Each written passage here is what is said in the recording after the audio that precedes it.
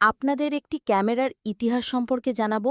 ইতিহাসটি বিশ্লেষণ করে বের করেছেন হৃদয় হোসেন। এই ক্যামেরাটা মামিয়া C220 মডেলের ক্যামেরা।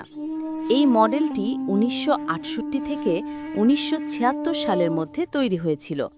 মামিয়া C220 ক্যামেরাটি একটি মিডিয়াম ফরম্যাটের টুইন লেন্স রিফ্লেক্স ক্যামেরা, যা মামিয়া খোয়াল অপটিক্যাল কোম্পানি তৈরি করেছিল।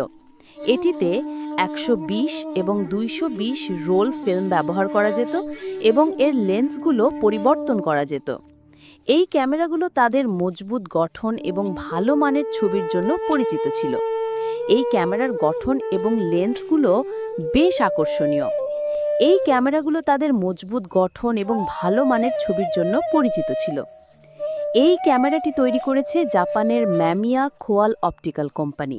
তারা 1968 থেকে 1976 সাল পর্যন্ত এটি তৈরি করেছিল।